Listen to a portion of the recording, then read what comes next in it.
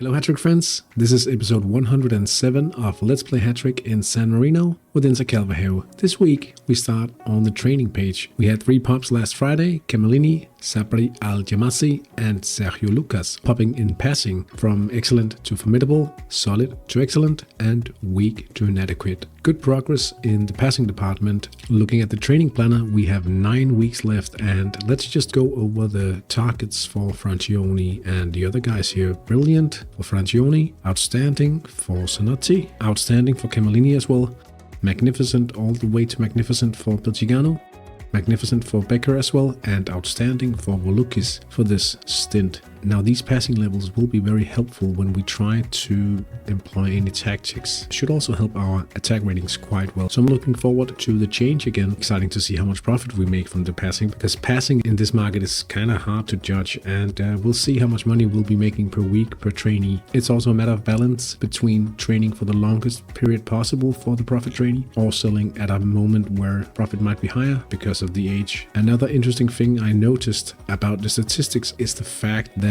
winger training, it's actually up to 8% of the teams training winger. Now this is still a minor rise, and it could mean next to nothing when you look at the profits of the different training types still, but it might be worth to keep an eye on this going forward.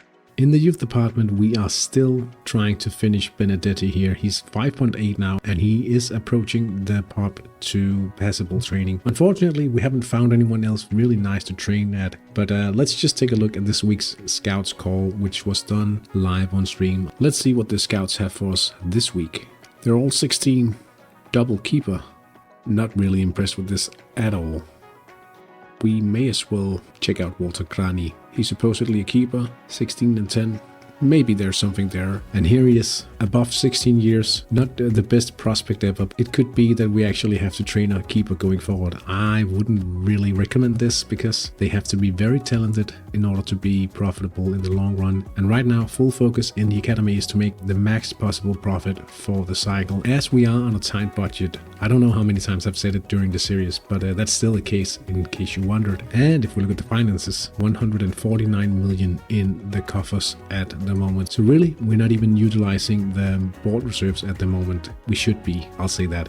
But in 9 weeks, we will be moving on players which have been trained in passing. And hopefully at that time, it will spike well above the cap of 150 million Danish kroner. All right, the double round, part 1 against the Nasty Dragons. We played them at home. We were in for an exciting match. It ended 1-1, and it was looking very interesting for quite a while. Nasty Dragons employed a very good counter-attacking level for this one. Divine +2, 22. And I was thinking that should be around 4 converted chances. And by minute 68, they had converted all of their chances.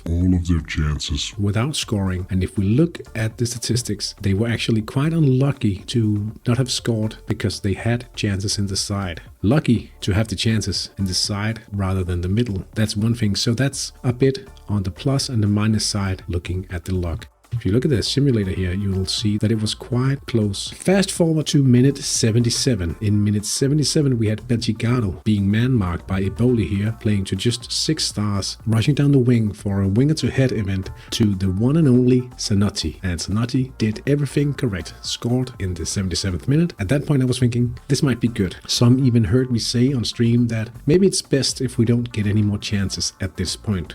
So let's take a close look at what happened after we scored. Igor Becker down the left, 78 minutes into the game. Then Al-Jamasi down the right, 84 minutes into the game. Okay, I'm thinking, now for sure, this is in the bag. This is in the bag. No. Sergio Lucas, a quick event. He misses. And then a direct free kick, Al-Jamasi, also a miss. By now, I'm like, we got it.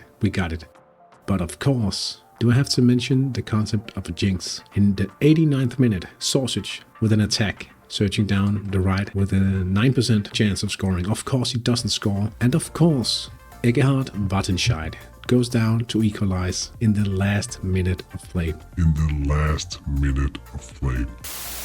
The match ends 1-1. Pretty good spectator income here, 5.3 million. No complaints there. Let's take a look at the league table, because for a good 12 minutes, we were in the lead of this table. Now, with the draw, it means Nasty Dragons still have a gap of 3 points. Mickey B did win 5-1 against Lokomotiv Ladendicht. And it is quite close, but we still have the return game away to Nasty Dragons. We'll have to find a way through the strong defense and potentially a great counterattack again. Mickey B will play Lokomotiv Ladendicht. The only thing I can say about the situation now is Nasty Dragons obviously with the upper hand here. But Mickey B could overtake them should they only manage a draw. A draw against us in that perspective would be quite good, because that would leave us 3 behind Nasty Dragons and in a tough position to actually score more points than Nasty Dragons. But the next thing is that in round 9 we have Mickey B versus Nasty Dragons. It's quite hard to speculate in the different scenarios here. All I know is we have to try to win next week to have a good chance of actually securing the title this season. But 7 weeks from now, it seems like such a long time. I'm eager to play the next round because hopefully we can only do better. I'm still thinking about ways to approach the game for the next round, because the first time really I feel like it's somewhat of an even match, and it really depends on the approach taken by not only me but also the manager of Nasty Dragons. And what's different about this rivalry compared to one of the other number 1 teams that we've been trying so hard to beat? It doesn't feel like we have to surprise and be very lucky in regards to the match engine and how the game plays out. But we have to surprise in regards to where the ratings are being focused by both teams. So in my eyes, more of an even matchup between the managers, not being dependent on luck with the match engine for this one. Can't wait for this match. But this is all for this episode. Hopefully, when I produce the next episode in a week's time, we will be level with the Nasty Dragons. So please help cheer Intercalvario on in the next round. I'll see you guys next week. Thank you so much for watching. Have a great week in Hattrick. Bye.